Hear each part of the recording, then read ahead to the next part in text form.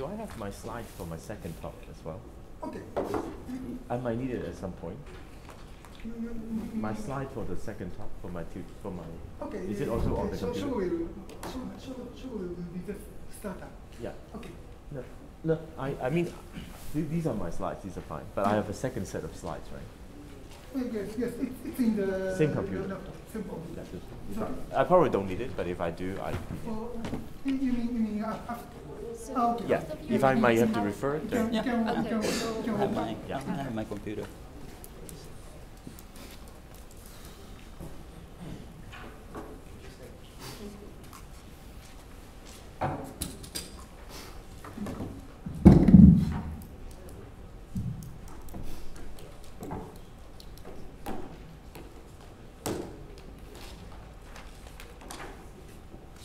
Should we wait for a couple minutes? Wait, yeah, couple minutes. Seems like somebody didn't come up. Yeah.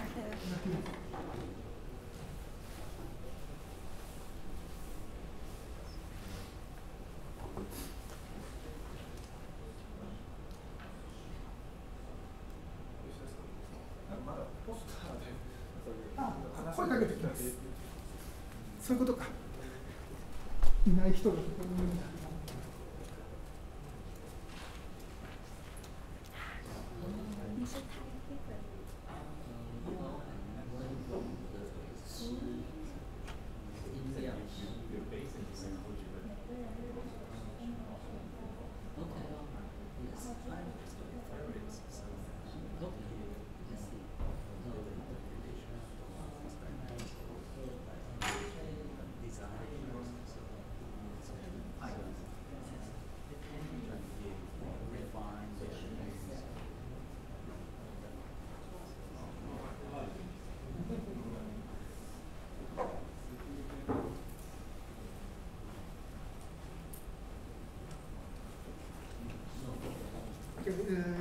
The poster room, something like that.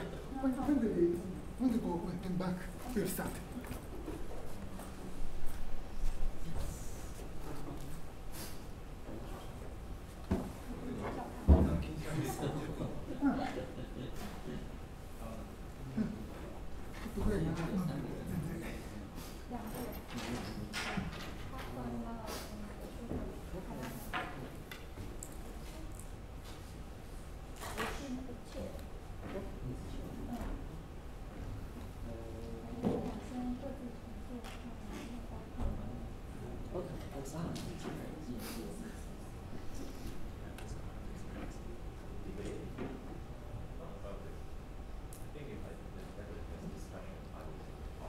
Okay.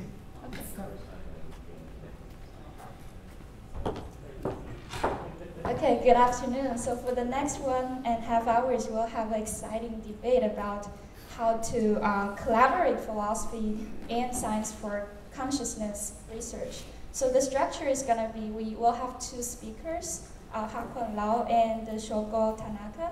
Each of them will present his thesis for 10 minutes, and then we'll open the floor up for general discussion. And towards the end of the time, we'll ask the speakers to wrap up their discussion again. So the first speaker will be Ha-Kwon Lau, and he'll present his position.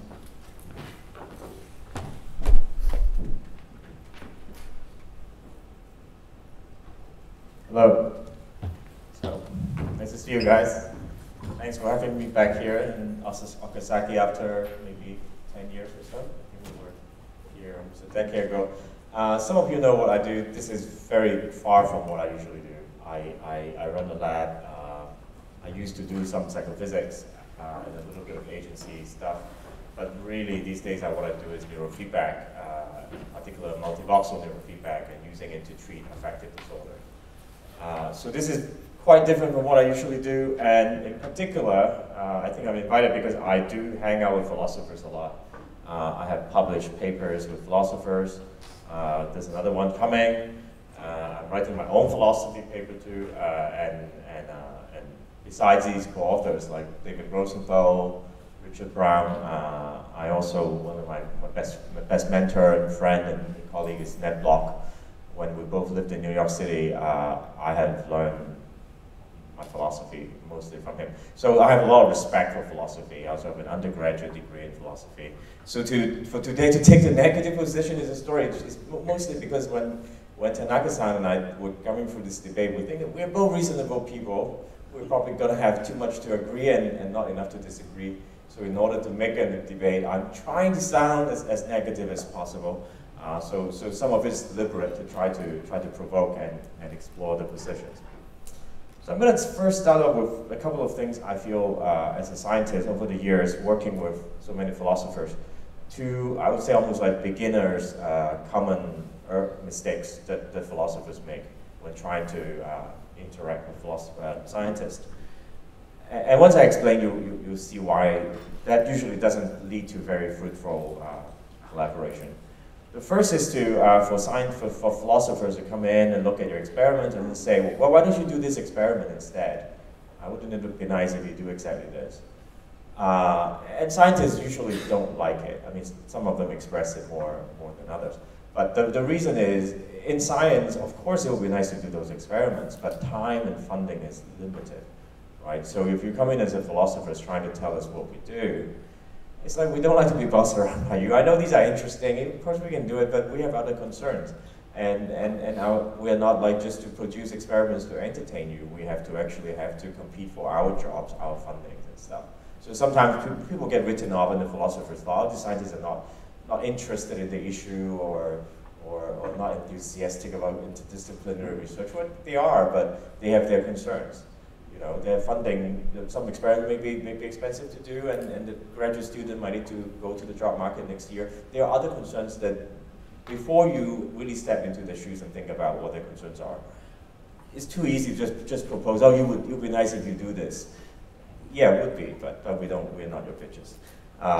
So that's that. And then something related is another line of, I think, another thing that people like to do.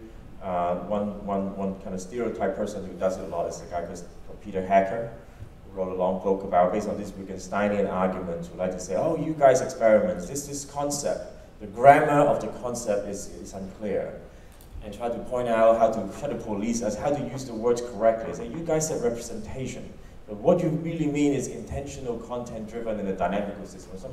Some words that actually, at the end of the day, maybe you guys are right, but quite often it doesn't matter. So here's a case where, just an example where we actually got criticized for saying that we shouldn't distinguish between actions that are internally generated versus externally triggered. I think there's a point. I mean, actions are all endogenous in a certain sense. I mean, there's nothing particular endogenous if you move. And then they were accusing us for infinite regress, and they were assuming that there's a little man in your head and that triggered the action. Yeah, we get that. I mean, we read all this Gilbert Ryle and stuff, and we also read Jerry Fodor's reply to all of that too. So I know these arguments, but in the end, in science, we are not trying to speak the most beautiful language to be a poet or something. We try to get things done. And we know that in the brain there are different circuits that will be excited by different actions. And namely, if you throw me a ball and I catch it, and it's kind of reacting to external immediate stimulus, that's one type of thing. And then if you ask me to just like choose an action and then move without immediate stimulus, that's a different type of circuit. We need a terminology to distinguish them. You might not want to call it internal, external, whatever. You can call it type A, type B, or whatever. But we just need sometimes a convenient word to hold a fussy concept so we can get by and do our experiments. So to the extent that your criticism is just a matter of like the grammar correctness of the concept, really it's very hard to get us to care. You better tell us how it would really matter, not just to your philosophical analysis, but to our experiments too. If you show that, well, if you confuse this, then actually your analysis would turn out to do something wrong, blah, blah, blah, blah, and so you end up with misinterpreting your data to the way that would make sense to us, to the way that it would really matter to us, to the way that it would affect the way we do our job. And I have to emphasize that as if we are more important than you. No, it is not, but I think it's important to recognize there is a kind of fundamental difference in the power dynamics. We are the one actually doing the work. It's very easy to tell us what to do, but to do it takes time and energy and money. How are we doing with time? You have 5 minutes. Good. So the other thing, I think, related to concepts and theory, I think this is important, particularly, so far what I said is probably true for general speaking, like philosophers and science. I think particularly true for consciousness. And I think sometimes people confuse that and they refute, they don't think of consciousness as a branch of biology. Most of what we do is really neurobiology. If you think of the double helix structure, I think is a good example. You can sit in your armchair and theorize, come up with equations. You will never get to the double helix structure. The double helix structure is an empirical discovery. Of course, you can fit equations to it. You can develop concepts around that, but ultimately it's an empirical thing. So Philip Kitcher famously talked about how genetics, you can't just reduce it to physics. It doesn't work. We try to actually write out the principles of reduction. It's extremely complicated. So by and large, a lot of the time we try to take fussy concepts like genetics or life, and we actually try to map out the data. This is what really, most of the time, what we do. The concepts, the conceptual elegance, all of this quite often doesn't work. In particular, a priori axiomatic reasoning usually doesn't work. Oftentimes, they actually backfire. So in the case, if you guys want to think of a good example, is historically, for many of you who do philosophy or might want to contribute, one thing you can contribute is actually read up on the history and philosophy of science. And good examples like Schrödinger wrote a book called What is Life and tried to write down the mathematical equations that define life from a top-down way. Fans of free energy principle should read that because that basically anticipated much of this current stuff, and it really made no impact to biology whatsoever. I mean, people sometimes cite it because Schrödinger is famous and it's nice to sound inspired by that, but it really directly made zero impact. If anything, it just distracted people to do some crazy math. So what you need is really facts. What you need is not a bunch of equations and complicated concepts and stuff. I mean, those usually don't work. But facts are difficult. This is another thing I think is hard to appreciate for philosophers. You give me the facts, and give me the facts, I philosophize for you. It doesn't quite work like that. So just to check your anatomy, who thinks that the prefrontal cortex is on the right, on that side? Raise your hand. Who thinks it's on this side? 2 AFCs, so choose one. You think the prefrontal cortex is on this side or that side? This side? That side? Who think it's completely gone? So my co-authors, who are very well-known people, Christoph Karl, Tononi, and those people, highly established scientists, look at this picture together with us, and they said the prefrontal cortex is completely gone here. This is actually in print. It's in the Journal of Neuroscience, the flagship journal for Society for Neuroscience. Let's not say who's right or wrong. So their argument was the frontal sulcus is very much near here, so that basically the prefrontal cortex used to be further out and it's gone. The brain will look very long to me, and I think you can count the number of cells in parietal. This is like a first-year medical student's exercise that you can do. But regardless of who's right, I think you can just getting the basic facts sometimes is maddeningly hard. They don't agree, and after we pointed out, I think you guys are wrong. They just repeat the same claims over and over in other places. So to get the scientists to agree on some very basic facts, such as whether the frontal cortex is on this picture, sometimes it's hard. It's really that hard.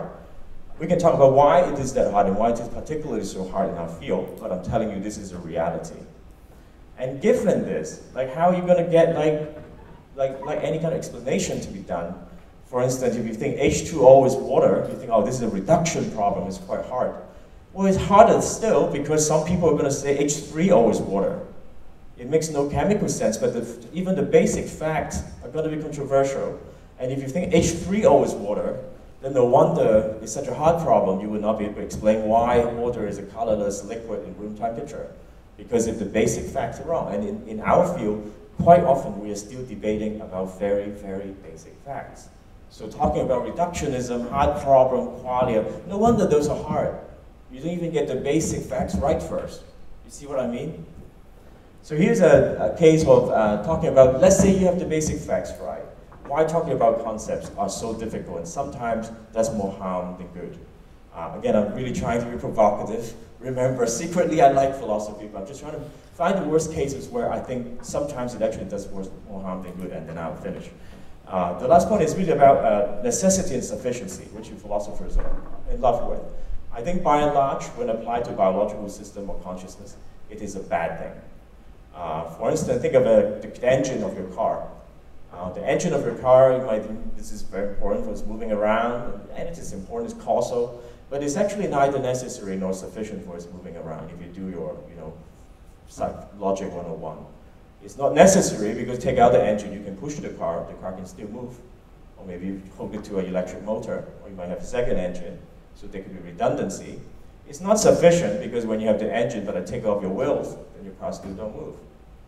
When you have a system with multiple parts like that, talking about necessity and sufficiency is very difficult. You need to have these background conditions and brackets, etc. And most of the time we don't do it. And this language, you can see it influence scientists in a bad way. So this is actually from Christoph Koch, one of the proponents of the NCC project. If you read this passage, you would be clear that he no longer is doing the NCC project. He may not know it, but this is a totally different kind of project. So the NCC project started in the 90s when Francis Crick was still alive, and we want to say find the neural correlates of consciousness. We emphasize the word correlates because we want to sidestep the important conceptual issues. We don't want to say it's neural identity because that is subscribing too much to identity theory. We don't want to say it's a cause because a thing cannot cause itself. So if it's causal, then it's not identity. So let's just say correlates. So two things correlate. So let's just ignore the metaphysical implications and find things that correlate first. But here you can already see these are not correlates. So basically he's saying that the formal definition is a bunch of stuff that minimally, jointly determines our conscious experience, and any change in the NCC will, of necessity, change the character of the experience. That is wrong. If you think about it, this is not a correlate. This is a neural constituency of consciousness. Because in this case, if you change the NCC, the experience necessarily will change. What it means is you're denying that there are redundancy in biology. You see what I mean? If you have, let's say my left hand right now is the minimal thing that needs to hold my microphone because my left hand is weaker than my left hand. I can hold it either. But my left hand is weaker, so this is the minimal thing. This is the correlate for my microphone holding behavior. But if you change my left hand, if you tie it up, in fact, it's going to do no change whatsoever to the function because this function has redundant basis. And we know that in biology system, usually it's like that. It's like if you have left prefrontal cortex, you have right prefrontal cortex. You cut off one of them, you should not necessarily expect to change the experience. Once you do that, you're not talking about a neural correlate anymore. You're talking about really an identity claim. It's like H2O. If you have H2O, if you change the O, it's not water anymore. There's no redundancy. Those kind of one-to-one direct mapping. In the brain, to assume there is this one-to-one direct mapping is a lot to assume. So we're slipping in these things in the old NCC project. I pointed out to him, it's very difficult to agree. The funny thing is, Dave Chalmers, the philosopher, great philosopher, my hero, was actually on that mailing list. But he didn't actually take my side. So maybe I'm wrong. Maybe my philosophy was not good enough. We can talk about that more. But I end with this point. I think, not to assume my hero has done exactly that, but I think it's a natural human tendency. We like to take sides. So Dave, over the last few years, of course, has expressed views and say, well, scientists now agree with me that panpsychism is true. And of course, scientifically, you cannot really test panpsychism. What he meant is, I found some friends in science who happen to be panpsychists. And he would cite these, and he would go to things and talk about that. And then meanwhile, he would go to, he edits the Stanford Encyclopedia of Philosophy, and he insisted, despite some of us protested, we think certain theories should not be in the Stanford Encyclopedia for the Neuroscience of Consciousness, such as IIT, because I personally don't think it's neuroscience. In fact, I think some versions of it is just not even science. It's more like a philosophical conjecture it's just not scientifically testable. But then Dave can actually use his power as a senior philosopher to decide what goes in. This is really my last point, that is really dangerous because, and it's specific to our field. In other fields, fine, your philosophers have your own fields, the scientists have our own fields. In our field, the problem is the science is hard, the science is controversial, and the philosophers, for some historical reasons that are interesting, they hold a lot of power in our field, which is weird. If in genetics, if you have a wacky, crazy idea, good for you. This is what philosophers you're supposed to do. You're supposed to think about the far-fetched stuff. In our field, the philosophers actually have a fairly strong influence on funding decisions, on resources, on visibility. And if in those cases you are somewhat biased, you're taking the science, because science itself cannot determine itself. We cannot even agree where the central sulcus is. If a philosopher comes along and says, well, I like these scientists because they happen to share my view, and your view is a philosophical view that cannot be scientifically proven or anything, it's just that these people happen to have the same metaphysical worldview, and then you favor their theory. In fact, you're standing in the way of science. You're kind of messing with how science should be done. It should be done with peer review, and we should be evaluating based on scientific rigor. And now you're dirtying this mechanism based on rigor. In fact, I would say you're contributing to human suffering because you're slowing down the progress of science. It suddenly becomes really not so funny anymore. So this is my most negative, provocative view. I don't really think it's always true, but I think there's a danger we should concern. This basically sums up what I just said. I end with this quote from my colleague Alcino Silva. Think not what science can do for you, but what you can do for science. I think it's a very dangerous thing if you come in as a philosopher of science. Think how you can sample and find all these like extreme views by some unresolved scientific issue. Find some evidence to support your view. That usually would lead to bad behavior. But if you, on the other hand, you come in and try to be fair and help us do our rigorous peer review, you can do a good job after all. Thank you.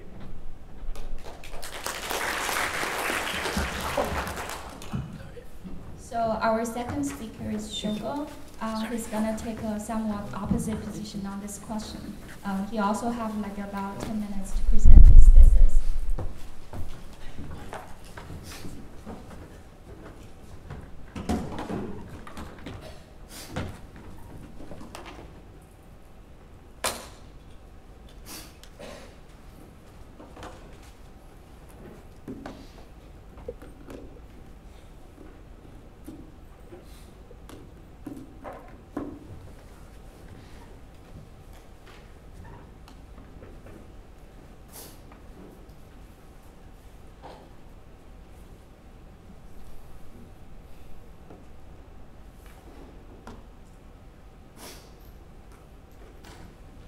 Hello. Hi, good afternoon, and thank you for inviting me here to join the debate. And well, I am supposed to push philosophy in a very positive way, but before that, I have not a slide. It's well, could be a serious problem.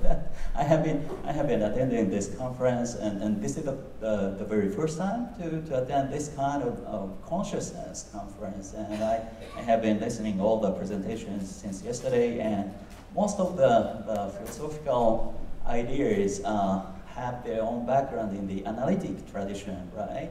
And I am originally from the phenomenology, and I'm trying to bring some phenomenological ideas into the consciousness research, or well, my own specialty is embodiment, so I'm trying to give some fresh ideas from phenomenological background into the embodiment research. So well, I'm trying to push hard in a positive manner the value of philosophy here, but my background is not analytical, so well, I am in a kind of dilemma here, right? Well, okay, so my talk is gonna be a bit vague than Hakuren's one. That I titled my talk as "How to Conceptualize Consciousness," and the idea behind this title is that probably if you are engaged in some sort of consciousness research in the scientific side or in philosophical side, probably you are explicitly or implicitly committed already to some sort of philosophical idea. That is the point that I would like to talk about today. And well, let me briefly take up a couple of major ideas what have been discussed and debated so far so many times. But I'd like to sum up once again the major ideas to show that probably most of the scientific researchers are well, implicitly or explicitly influenced by the philosophers' ideas. Okay, so the very first one that we need to reconsider is the mind-body dualism. Okay, and well, of course, in the morning session, John also referred to this problem that mind and matter. Well, Descartes conceptualized that the mind and matter are two different substances, right? And subjective thought and objective extensions. And Descartes considered, but here the point which connects the Cartesian thought and the current researchers of consciousness, because although Descartes divided into two spheres of the world, into two, like subjective thought and objective extensions, but he finally emphasized the importance of the pineal body in the brain is a very special place where the mind interacts with the body. So it's not really separated in his idea that there is a special place left in this world that had the name brain, right?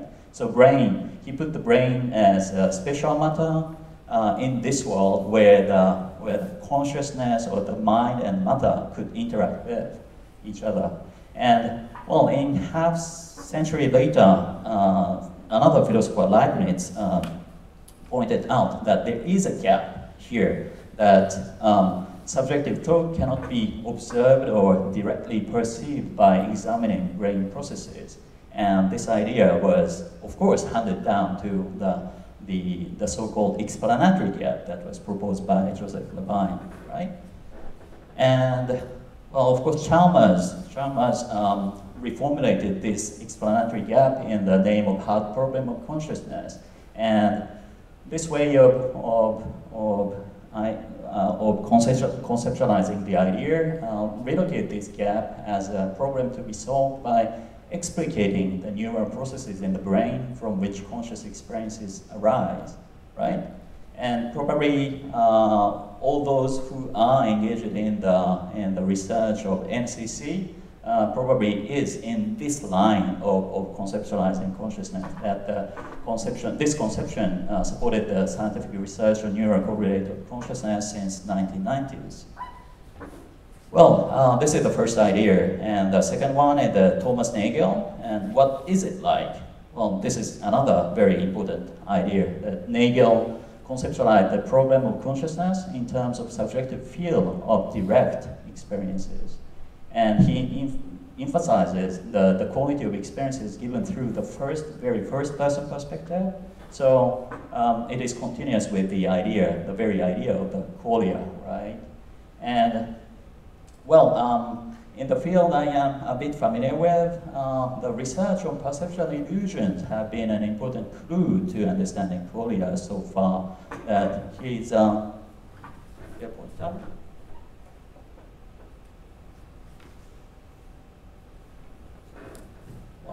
are you familiar with this illusion?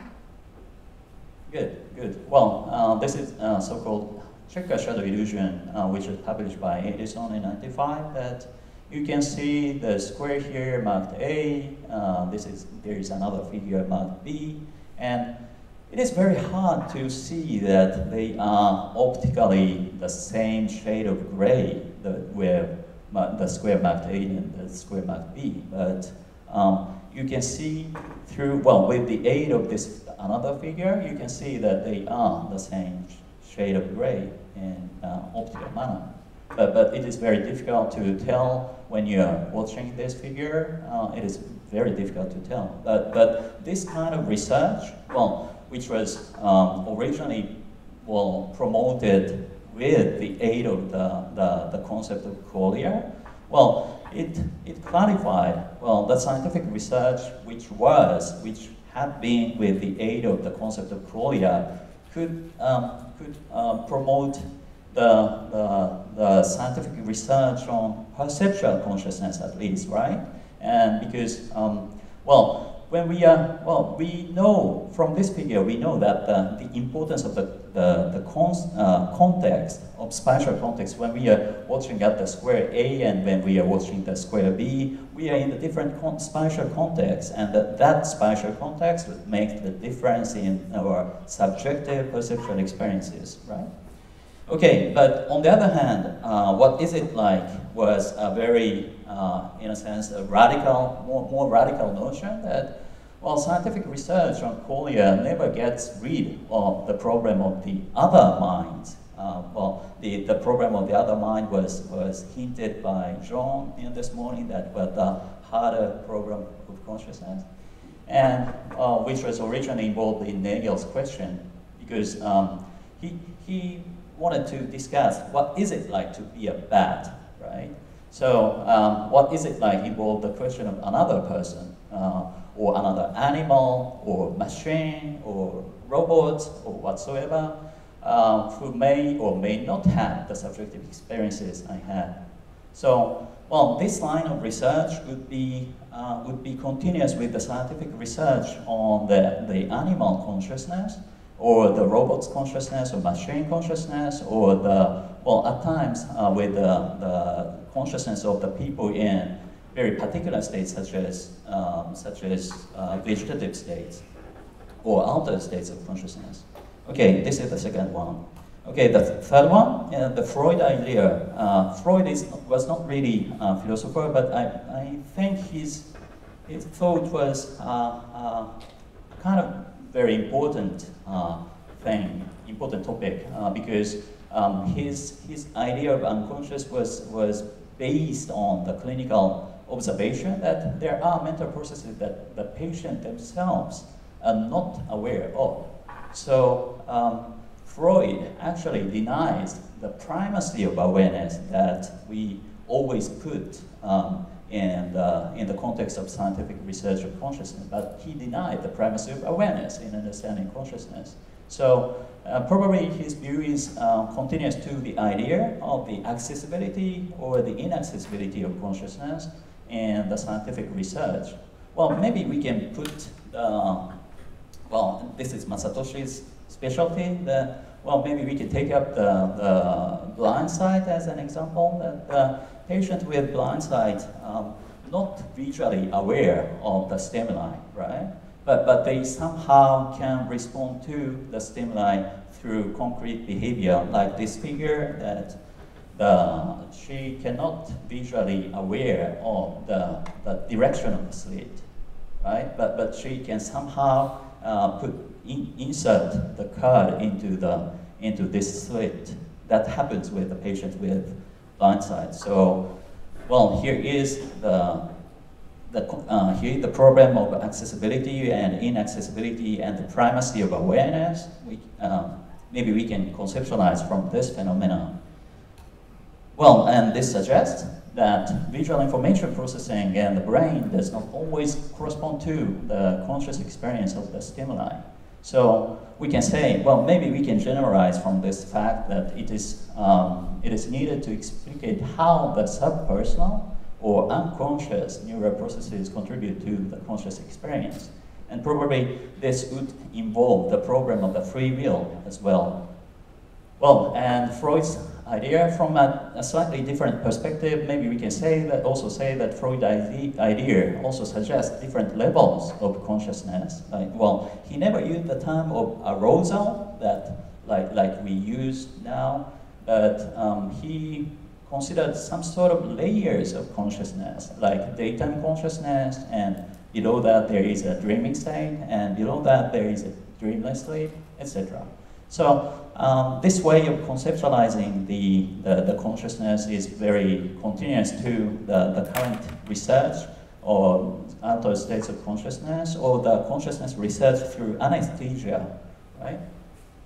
Okay, this was the third one. And the final one, I'd like to refer to Gilbert Ryle's the concept of ghosting the machine.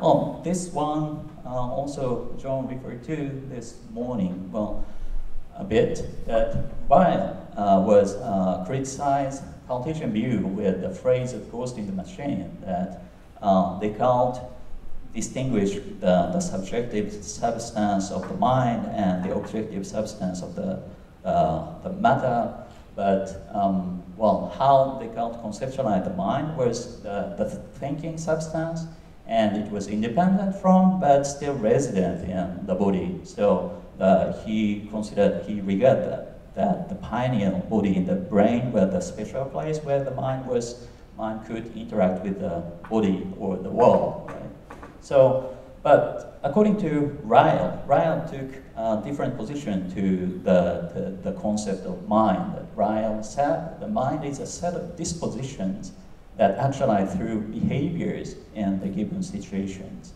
So if so, mind or consciousness, in line with Ryle, mind or consciousness cannot be conceptualized apart from the acting body and its capabilities such as skills.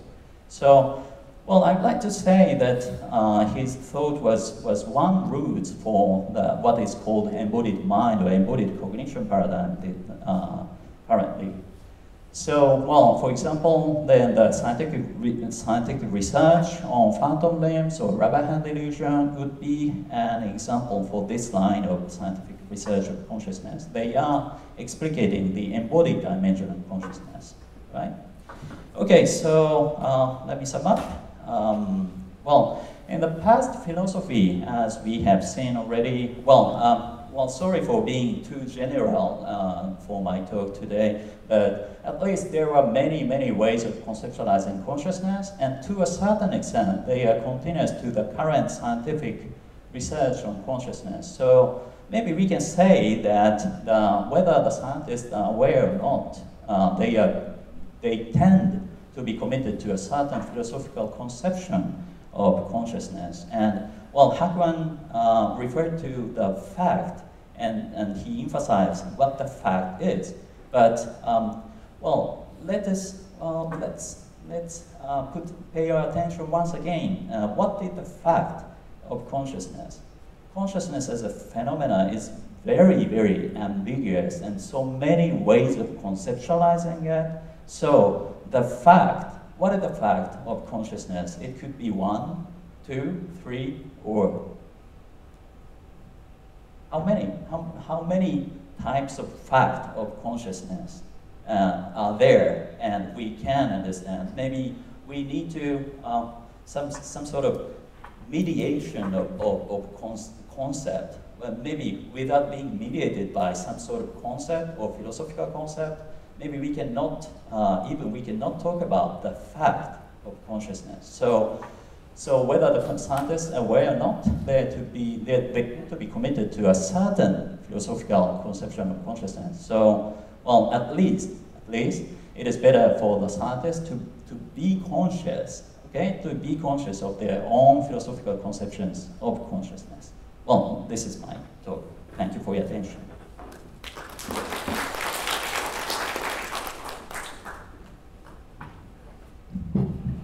Thank you very much for the presentation. So now let's invite our 2 speakers to the stage. We'll open the discussion up from the audience. So if you have a question, please raise your hand.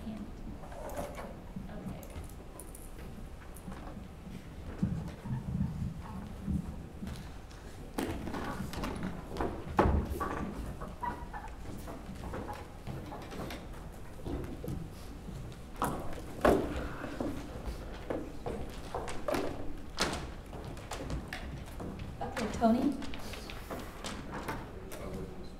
Hello. Thanks. Thank you very much. So it's not so much a question, but quick comments on both presentations. So the first one is about Professor Tanaka's talk. So I think when Hakwan mentioned fact, he was referring to things like whether in that photo the prefrontal cortex is gone. So it's less interpretation, I think. But he can say more than I do. The second point is about Hakwan's final point about the SEP entry, the Stanford Encyclopedia entry. We had this conversation last night, but I'll say it again. So the author of that entry asked people to give feedbacks, and I was one of the commentators. So one point was that given that IIT is in the entry and many other things, maybe the entry should be called Neuroscience and Philosophy of Consciousness or Neurophilosophy of Consciousness. The reply was something like, the editorial decision has been made, so there's no way to change. So I guess this is just to echo what Hakon just said. So lots of things has been decided by certain people who have certain views.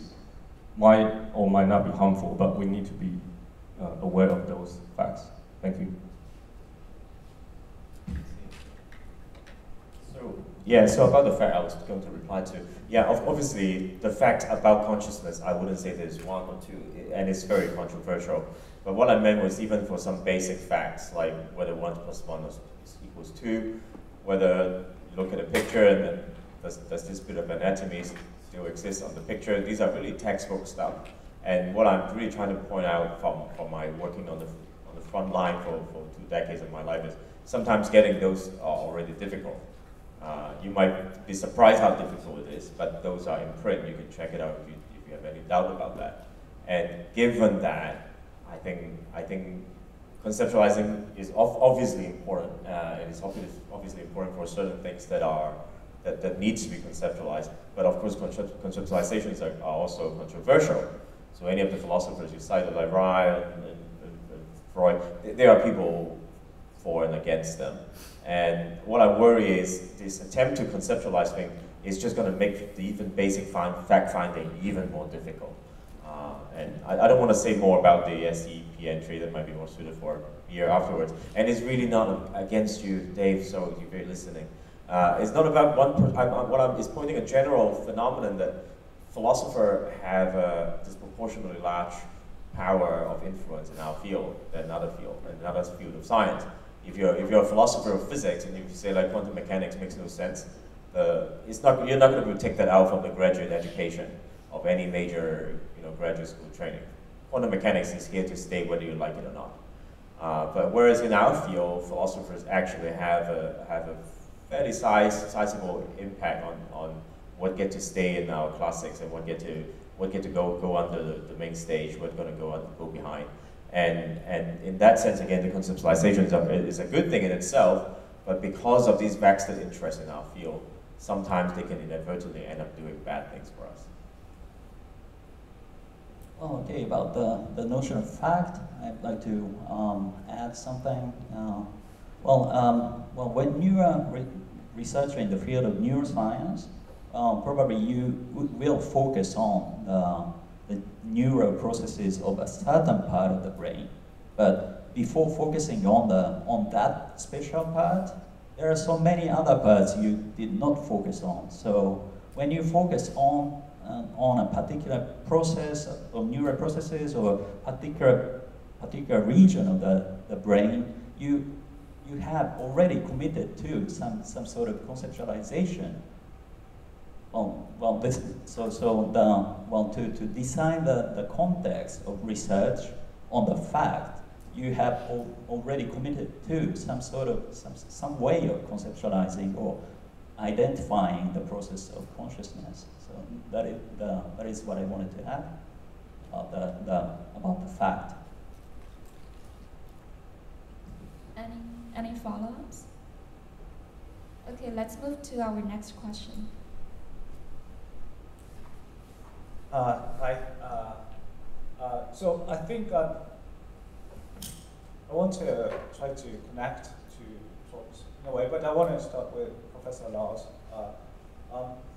So the bad cases where philosophy have bad influences to science. You talked about, among others, you talked about 2 examples. One is NCC research, the necessity and sufficiency thing. The other thing is IIT. Yeah. But that's but those are the 2 examples where you talked about the bad impact on science. But the thing is that, I mean, those proposals are not the ones by philosophers. The scientists propose those things. So I share lots of your concerns about the kind of concerns you expressed. But the thing is that maybe those are not the cases where philosophers actively having negative impact on science.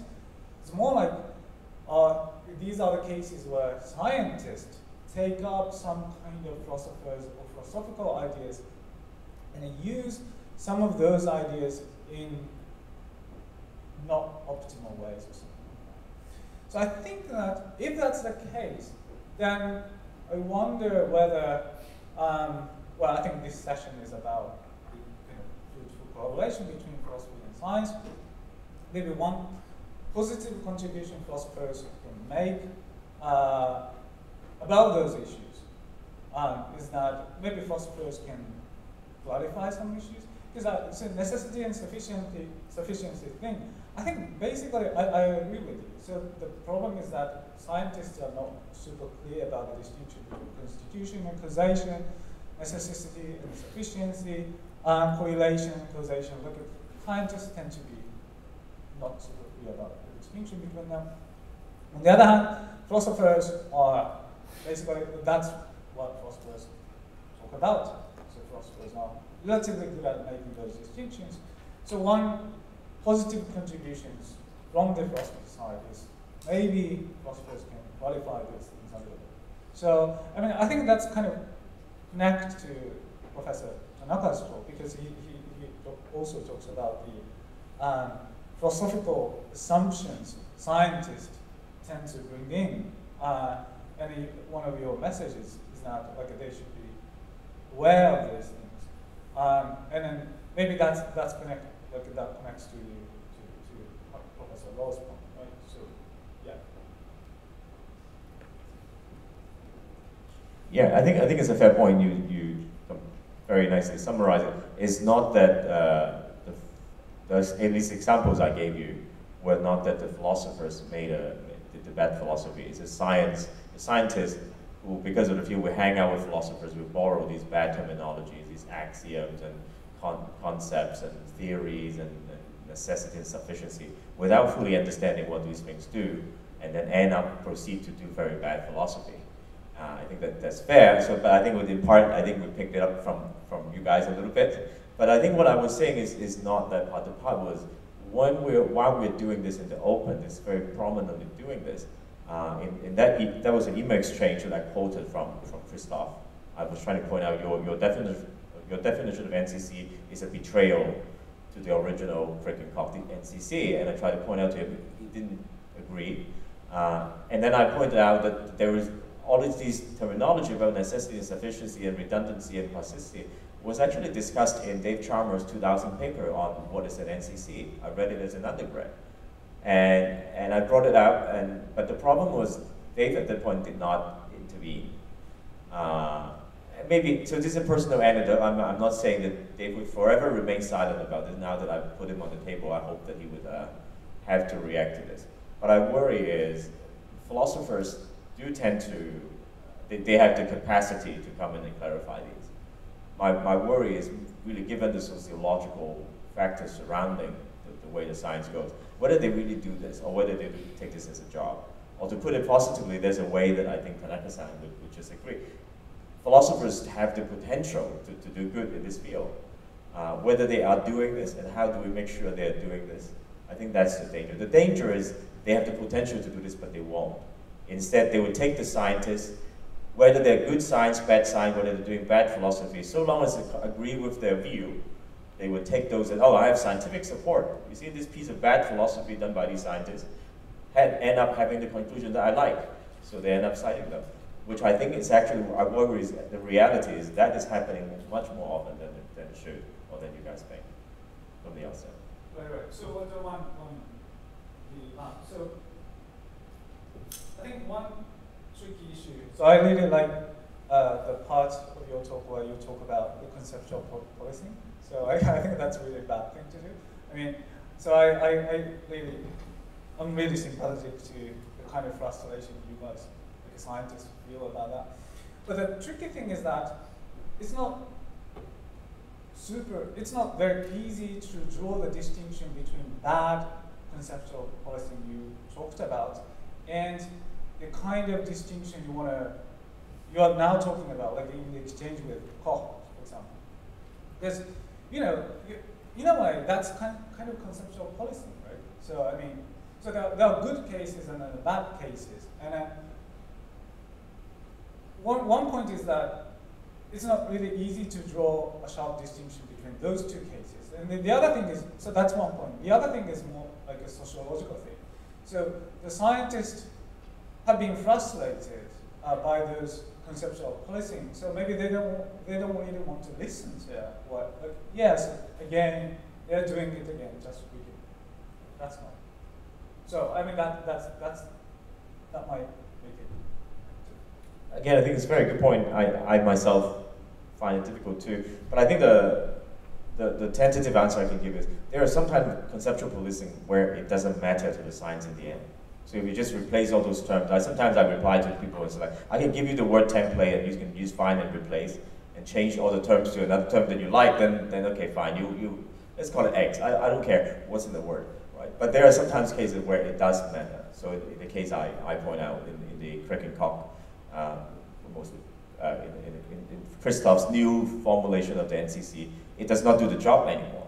It does not sidestep those metaphysical issues anymore. It became a claim of identity, essentially, which is not what it's set out to do. So in that case, it matters. In fact, if you allow me to draw the link, that NCC claim was what led them to deny that the prefrontal cortex disappeared, because once you have that, then a unilateral lesion of prefrontal cortex is, they would expect, if PFC is part of NCC, then even a unilateral lesion would mean that it has to change the subjective experience. That debate actually comes from there. So it changes directly how you interpret patient cases and what experiments you're going to do. So I think those kind of cases would be necessary to do. And I hope that the philosophers would pick on those fights instead of pick on like whether the grammar of the concept of internal generative action is meaningful. It's like, who cares? I mean, so from our point of view, we like you guys to help actually to do things what actually matters. But in reality, on my day job, I see you guys doing more of the annoying, giving me a trouble ticket kind of policing rather than actually helping us. But that doesn't have to be the case, and as I've said, I'm trying to be most negative today. I'm sure some positive work can be done.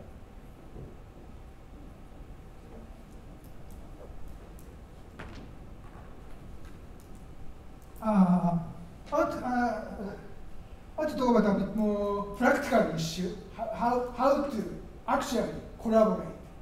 Do you have any experience with collaboration with scientists and philosophers? I want to hear from what happened exactly. In my case, I have collaborating with Dr. Taguchi and thinking about the theory of combining free energy principle with Husserlian phenomenology. So it's very interesting and very fun to talk about. But the difficulty is I have to learn Husserlian phenomenology to some extent, and Dr. Taguchi have to learn some Bayesian machine learning or these things. So we need some not complete understanding, but some knowledge is required to start meaningful collaboration. So that is really it's fun, but it needs some effort and time. So not easy to start and not easy to efficiently extend. That is my feeling. So I want to hear from your opinion, from your experience. Actually, there's someone behind you who was raising hand. I was raising a hand saying that I've got the same experience of collaborating with the philosophers particularly. And I think that my first thought is just very similar to the professor's view, namely that we usually spend like probably a month or something like that to discuss the basic terms we use. But then it's quite often profitable in a sense that, sometimes I feel on a level of the details that are just related to making experiments, but do not think about like the general meaning of what you're doing, right?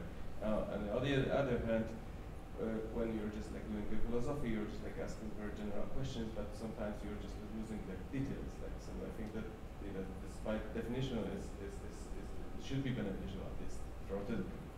But I'm just like wondering, just asking discussants, what do you think?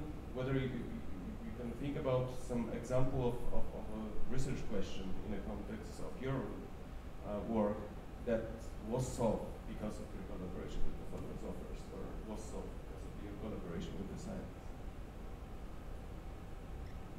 Okay, well, in my case, I have been working with the people who are researching on the phenomenon of rubber hand illusion, and well, probably many of you know the rubber hand illusion, or not? Okay, rubber hand illusion is a kind of proprioceptive illusion that when the participant is touched synchronously with the rubber hand, dummy hand, right? And here the real hand, and the real hand is shut down with a screen, and the participant could not see his or her own hand, right? But at the same time, the fake hand and the real hand are touched at the same pace synchronously. The participants suddenly start to feel here is touched, and this is my arm, and so there occurs a kind of proprioceptive illusion that I am touched here, and this is and start to feel a sense of illusory sense of ownership here on the rubber hand. But well, when I knew the fact, and when I started to discuss, we discussed a lot what is actually happening among the participants. If they are experiencing that the real hand has moved here, or if are they feeling that they have two arms, or they are experiencing a kind of extended hand from here to there, over there as one field, like part of extended body. So we tried to clarify the experiment, and well, we started to take an interview during the illusion itself, and we refined the experimental design after the interview. That probably the participant would be feeling through the illusion that a kind of extended hand, not the double, but extended, and well, but we could not design a very fresh experiment in that case. So we are still struggling to design new kind of experiment in this case. So, but this could be one example, right, of the discussion between the philosopher and the experimentalist. I think there's a broader question about how to do interdisciplinary research in general, right? So I sometimes reluctantly have to give away my age. I have dabbled in a number of different projects over the years, and I think it's a general principle that when I do any kind of collaborative research with computational guys, with monkey physiologists, with rodent physiologists, sociologists, usually the first thing I would think about is what do I bring to the table. So in a collaboration only works if both sides of the people feel that they have there's a mutual interest, and there is something they can each bring to the table that can help them to do something better. So that is kind of true even in scientist collaborations too, right? I don't collaborate just because, it would be cool for me to have your data, but then if they are not getting something out of it, the relationship is not going to last for very long. So in this context, it's the same thing. I mean, what kind of skill set do philosophers have? In my own experience, strangely, the case I get most out of it is not when I have a philosopher that agree with me. I wrote those papers with David Rosenthal and Richard Brown. I enjoyed doing them. I got a lot out of them. It's not like it's negative. They might be mad at me for saying this, but I have to be truthful. What I got a lot more out of is NetBlock. We don't agree on anything. But actually, those exchanges are the most useful because Ned ends up reading the literature, and he doesn't have to run experiments, so he probably can read more than I do. And he has all these like Boston connections from his Harvard and MIT days. He would find me papers that I hadn't thought of, and that challenged my view. And then I would be bringing something and say like, what about this? And then we would argue for periods of months until we really, I think, both feel okay. Now I know really both sides of the issues. Regardless, maybe we haven't changed our mind, but we both feel okay. We are much more equipped in doing this debate than we had started. So those are actually good ways. I mean, philosophers, the way they help to conceptualize and read papers very carefully and read a lot of them and bring in different arguments, that actually has been very useful. But it just happened to have been more useful in an adversarial collaboration. So earlier I saw another hand from the back. Yeah, did you have a hand? No, I'm a philosopher and I collaborated in science. Okay, do you want to share your experience?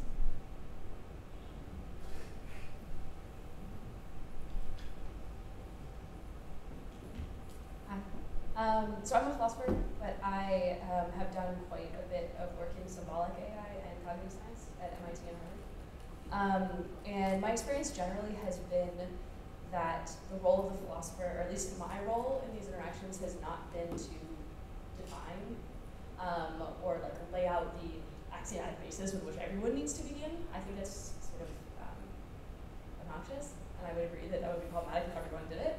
But I don't think that's what philosophers are doing. I think for the most part what philosophers are doing here is actually what's after the research is done. First it could be making sure that the assumptions that we have when we're moving forward on some sort of research project are well-founded. But most importantly, I think what's most interesting is when the research has, the study has concluded and we're in fact doing our analysis. Like when I worked with Elizabeth Spelke, the developmental psychologist, she has a paper that's really wonderful, and the last 2 pages of her paper are quite theoretical and not that they're building upon the actual results of her study, but not in a way that is directly related to the results themselves. It's moving into future studies, and everything that she was saying was directly connected to philosophical papers, but she didn't have the background. Totally understandably, didn't have the background in the philosophy to know some of those connections. So as you were saying exactly, I think that philosophers add a lot of the theory to then move forward with future studies, and also to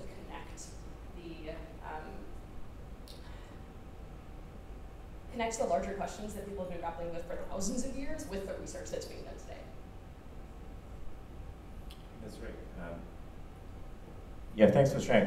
That sounds exactly like the ideal cases. I must say you're probably lucky in a very good field, and not besides Elizabeth, there's also like Susan Carey, who's also very familiar with the literature, and then there are philosophers who really mean well and engage in very meaningful ways. So from the tradition of Fodor to Ed Mashery, I would say just to give a more broad stroke characterization, I think it's fair to say that this is kind of like the SPP model. I imagine you've been to SPP. And the irony was, I think I saw just a few years ago, we are from the ASSC side, obviously, consciousness, and a lot of the ASSC folks don't go to SPP. SPP is Society for Philosophy and Psychology. In fact, I think as of about 10 years ago, before the current crisis happened in the field, some of you know what I'm talking about, ASSC looked down on SPP. ASSC feel that we have a better model because the philosophers who came to our conferences they know the empirical literature better or something. We used to think ASSC is a better model. And of course, within philosophy of mind, it's almost fair to say philosophy of mind is a pretty high-ranked area in terms of how influential they are. And I think ASSC traditionally also, speaking as an old person who grew up in the conference, we traditionally also have a way to look down on not just SPP, but also HSP, History and Philosophy of Science, HPS, History and Philosophy of Science. We don't think these areas are doing nearly as well as ourselves. But I think in the past 10 years, my own view completely changed, and I think there is a lot to learn from. If you want to continue to keep the philosophers engaged and do things together with us. We really need to look at how SPP is doing things, how history and philosophy of science are doing things, because I think so back to today's topic, we're not talking about philosophy and science in general, we're talking about philosophy and science in the context of consciousness. And what I think is, the objective potential and parameters are there. It's just that in the last few years, I think we have gone to a rather dark place where useful things are not happening as much as harmful things anymore.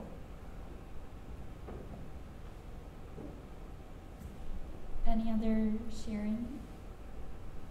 So if no one else, Is there anyone else? Sorry. So after, Hello? yeah. So I think one way to think about how to collaborate with scientists is to think about one very concrete question. Which author do you want to be? Do you want to be the first author? Do you want to be the final one? Do you want to be the second author? Do you want to be just part of the lab but not the author? So in my case, I try to learn some details about the experiment, and then I realize I'm not able to learn, or I'm not diligent enough to learn. So far, my collaboration with scientists are always taking part of the least important role. So sometimes I'm included by them, maybe in the middle, sometimes not. It doesn't really matter that much. I think most of the time, my own role is kind of redundant. But I've seen successful cases in which people learn much more than myself, and they become first author, meaning that they are designing, leading experiments. Maybe in the future they can even have a lab by themselves as a philosopher. Some of them are very good philosophers, but they don't want to do experiments. So they read the empirical literatures very carefully, they still write very good papers. So I think one very concrete way to think about how to collaborate is to think about this kind of very concrete question. Although it might sound very practical, maybe, I don't know, there's some negative terms you can think of. But it helps to be, maybe for me, to be more focused on what I want to do and comparing with other people's role. Thank you. Do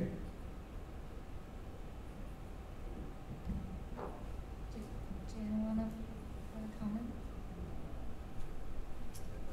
Yeah.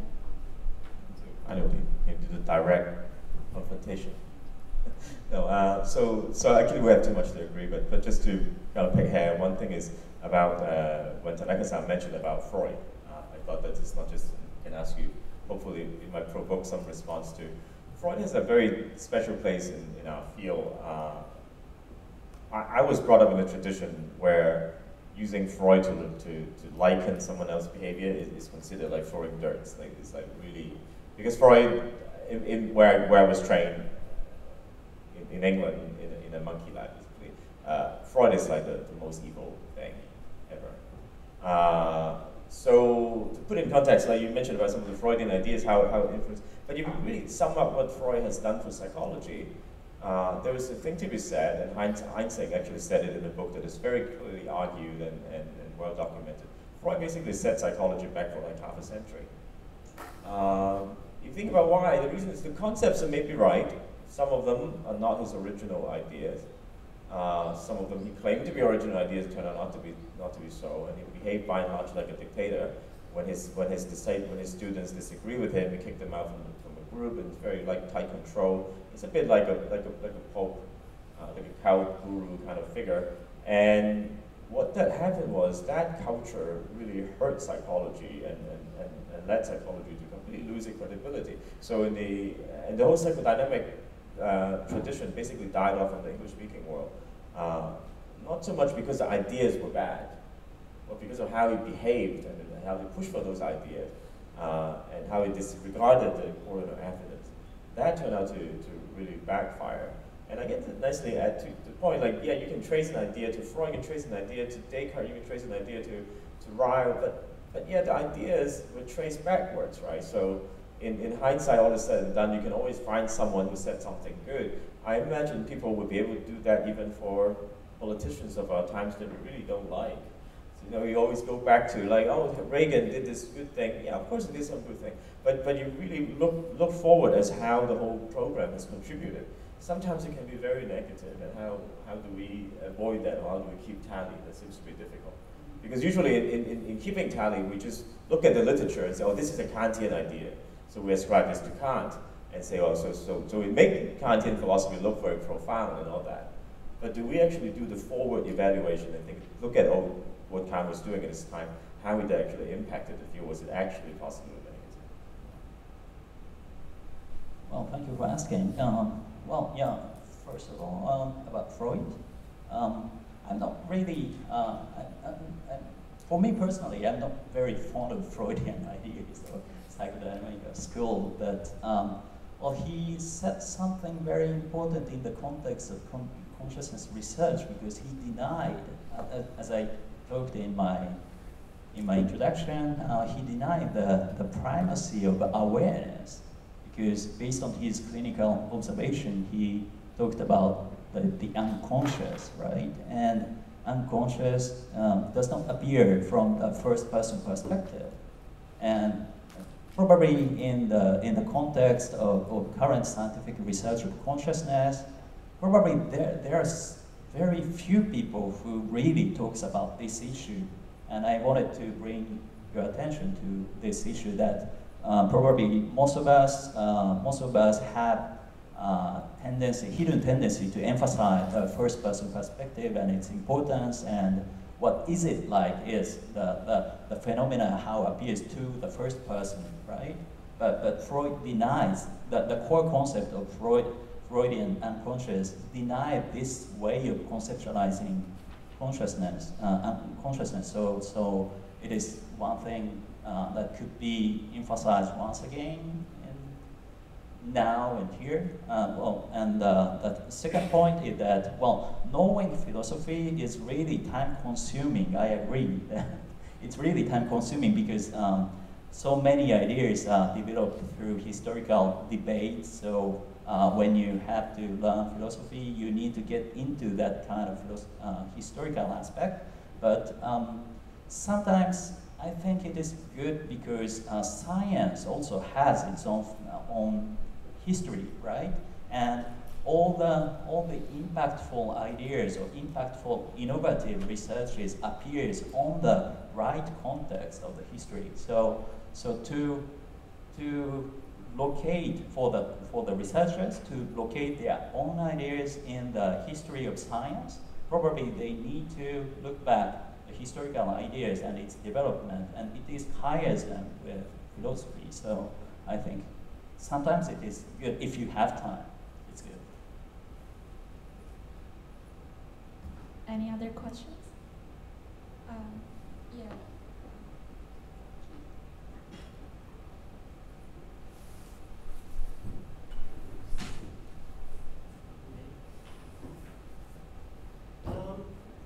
My question is addressed to Professor Tanaka. Because you mentioned that there are philosophical concepts in science, and scientists assume philosophical concepts, and that might be good if philosophy can get into it. My question is, because in philosophy, when philosophers talk about philosophical concepts, they care about whether the concepts are accurate or true. But in the case of science, even scientists might talk about more philosophical concepts that they often use them in some sorts of operative, and they just want useful concepts. So I just want to ask, can you say a bit more about that? And because if the scientist just wants some concepts that are useful for his research, and does that really need philosopher to get in and make the concepts clear or accurate or true and so on? Thank you. Well, sorry, I don't think I got your intention of your question. Well, can you spell out a bit? Okay. Well, I don't know what to reply to.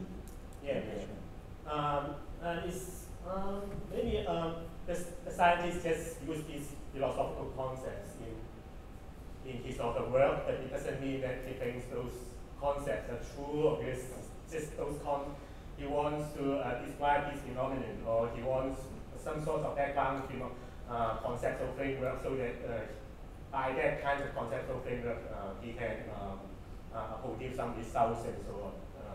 It's not clear to me that the scientist needs some sort of very clear or true concepts. But in the philosophers are interested in finding out true concepts or accurate concepts. So it seems that the philosopher and the scientist might both work on philosophical concepts, but their purposes are different.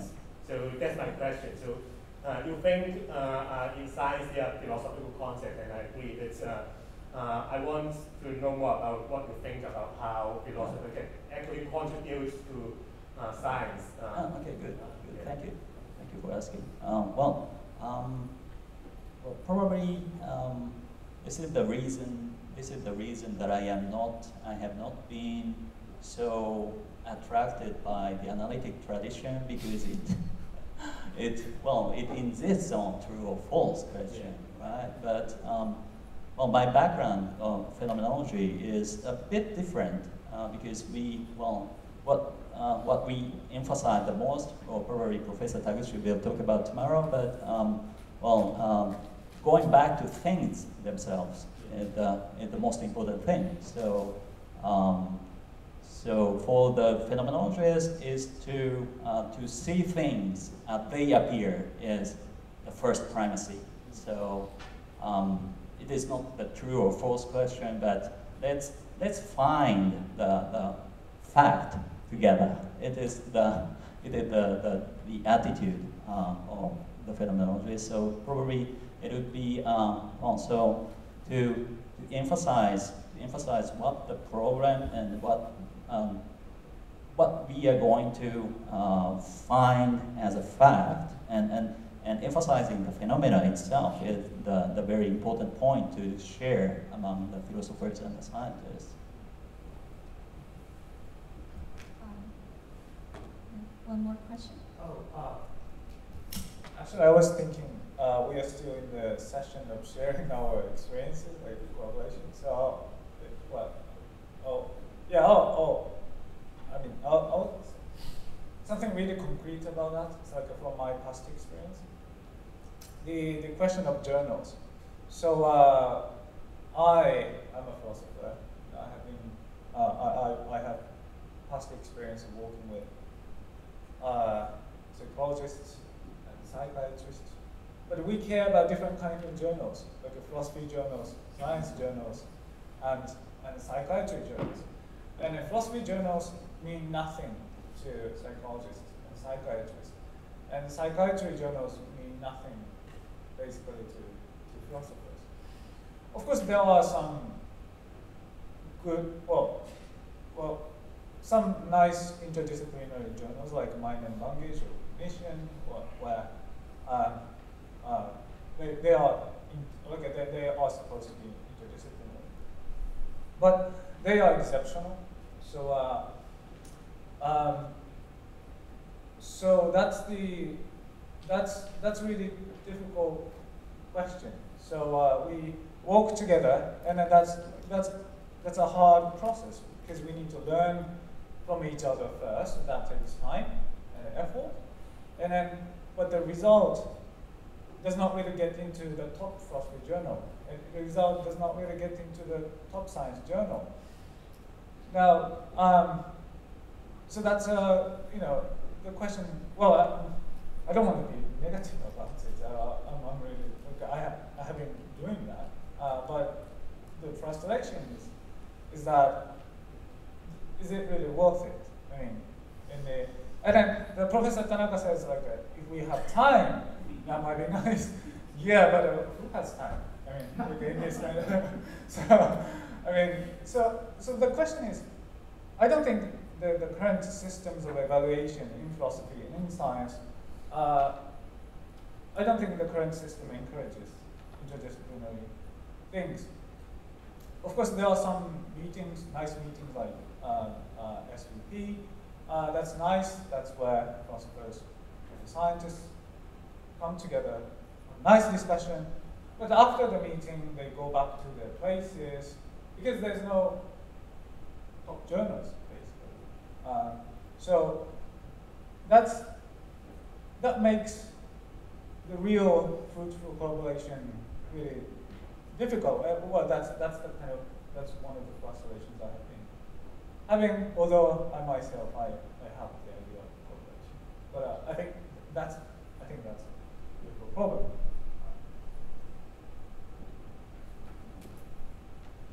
It is a pretty bad problem. So for the scientists, it might be less of a concern in some ways, especially if it is productive lab, which they publish like 10 papers a year with multiple authors anyway. So it isn't going to influence them that much. So the pure intellectual gain might be worth it. For philosophers, my experience is either one of the two have to be the objective. One is you already have enough philosophy papers, and this is just one thing to add to your area of competence to show that, well, I can also collaborate with scientists. So in that case, then I would recommend you to go as happily to the top psychiatry journals. That would make you look maximally good. So if you already have a few journal of philosophy papers, then having another Lancet paper is going to be good. You're going to be golden. But you have to think about that more. And the other way to do it, which is riskier, which is a good number of people have actually almost completely switched field from a philosophy PhD eventually to a position where they basically run their own lab. In those cases, you would try to fight for the first authorships, and it can be a few small papers, but to demonstrate to the point that basically I know how to do this myself. Then actually the career benefit is quite high because the job market in philosophy is quite challenging. And the job market in science is not easy, but there are a lot of postdoc positions, etc. So actually there are a good number of successful cases of people who finished the philosophy PhD with some papers, not a lot of them to give them a job right away, but with those papers they went on to do a postdoc in science and eventually just became a scientist. Then they became someone with a bit of a dual career. Can I have a comment on this? I think in terms of the stage of the career, because I'm also a philosopher, our field doesn't evaluate joint work as much as sciences. So as a junior person, if you are going for tenure, it might be very risky that you only have a couple of papers that are, you are one of the co-authors rather than the single author. That could negatively influence how your tenure review process goes.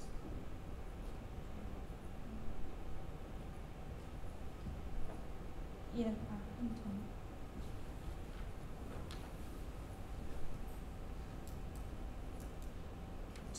First a short comment.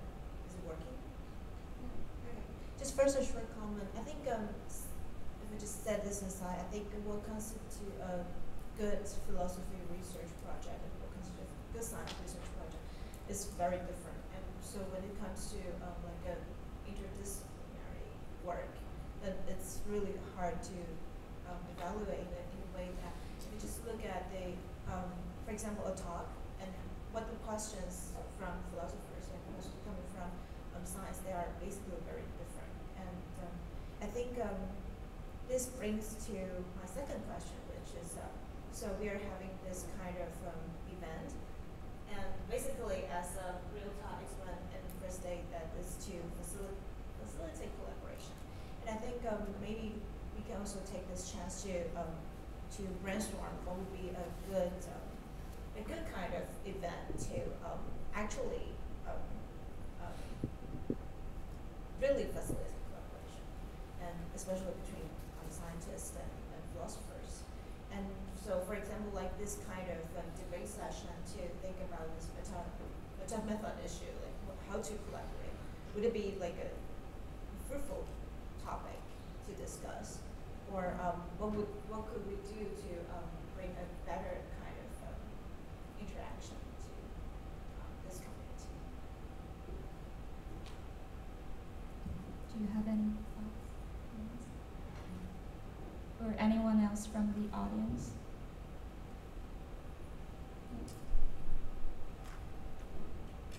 So there's one good example, one good event I participated 2 years ago. It's summer seminar for philosophy and neuroscience, or maybe it's a different name. I'll Google it later. So basically, for that kind of thing, you have to have longer time. So in that case, it's 2 weeks, which is quite challenging for everyone. But the first week, you have classes, seminars for philosophers to learn a little bit of science and the other way around.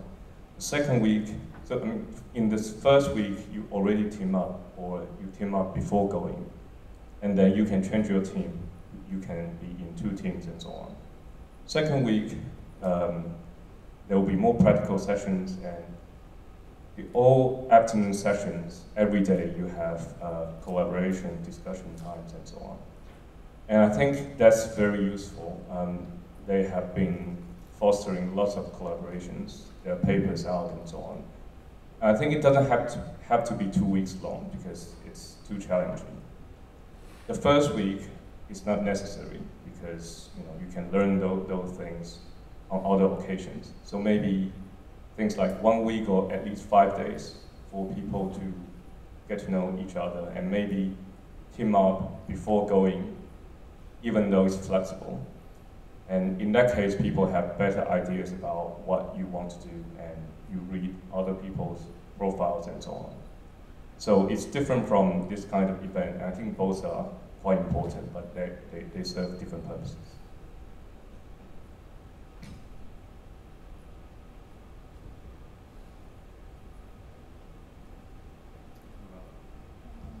Yeah. Okay, yeah. How do we do it? Time? Okay, so let's do the wrap up. Who wants to go first?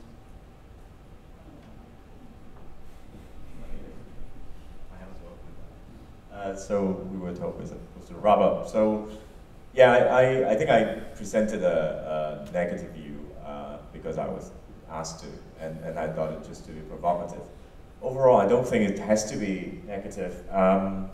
There are concerns that I had. So basically, maybe what I said is, in trying to engage philosophers in the sciences, it could end up very bad. It can end up actually, given the parameters of the field, actually they could end up, to my mind, be doing damage rather than help, which sometimes is happening. But I think that there is good potential for that to not happen. And essentially, it comes down to this. I think it goes back to a question about how to collaborate. And I always feel like, what do you bring to the table? There are things that scientists are not so easy to do. And I can think of a few things coming from this discussion. One is, there is a kind of research that is actually not lucrative to do. For instance, in my lab, sadly, I'm no longer doing as much psychophysics as I used to, running behavioral stuff. And actually, some of the best work was done by a philosophy student, because that student does not have the same kind of career concern. I don't feel that it's so easy to train people just doing psychophysics and hope that they will get a job at the faculty level at this point in my field, unfortunately. So careers, I think in a sense, philosophers, if you are doing it as a side project to demonstrate one AOC, one additional area of competence, which is to be able to do some empirical work, then actually you guys can take up some of the risk for us to do something that maybe career-wise is not so good for a full-time scientist to do, but you can do on the side. And I think acquiring the AOC has value. To the extent that you have your single author, solid, pure philosophy, every department that I talk to who hire, they do want people who know the empirical literature. It's just that they don't want people who just do that either, but having that as a side project actually probably is good, so you guys can help a fair bit there. And the other thing I would say is, maybe it's a nice tone to wrap up, many people have told me that the way I behave is stupid. I should not be saying negative things about people who are way more powerful than I am. And I've known this for a long time, and of course it's stupid. But I would reply, well, because it's how stupid it is, and I have job security, if I don't say it, am I going to wait for the next guy without job security to say it? We all know that some of these negative things need to be said. So I'm happy to be stupid. But on the other hand, this is another thing, like for philosophers, you guys don't have these concerns. You're not going to have your grants rejected by the people I just pissed off. You're not going to have reference letters that are going to come from some of the scientists I just pissed off. So in a way, and also given the nature of the work, for philosophers, you guys would point out something that is deeply wrong and messed up in the field. It is your job. It will actually make you look very good like a critical thinker. So I just urge you to want another way of collaboration instead of doing those psychophysics studies that I cannot do. Maybe sometimes writing critique, writing like really deeply pungent critiques, it actually turned out to be much appreciated.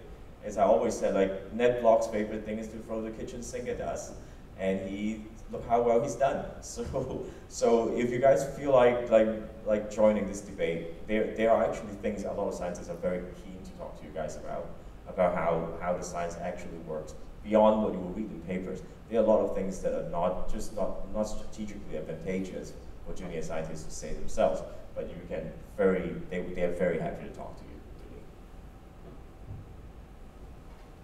Well, after all the discussion, I have a feeling that, although there are many programs in order to pursue more collaboration between scientists and philosophers, for example, there are many practical programs of evaluation or the career path, but I'm still sort of positive because, there are not so many actual fields in science where really the philosophers and the scientists could collaborate in this way, and probably this kind of conference doesn't happen in the field of molecular biology, for example, right? But this can happen in the field of consciousness research, right? So probably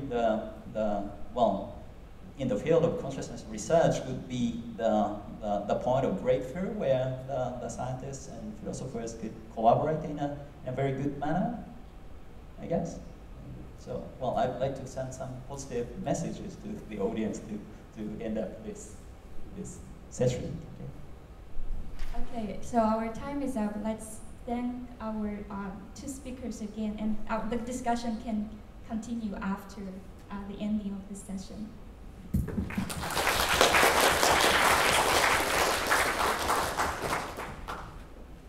We are going to have a break. Okay, now we have a coffee break, and the next session will start from 3 p.m. and 3:30 p.m.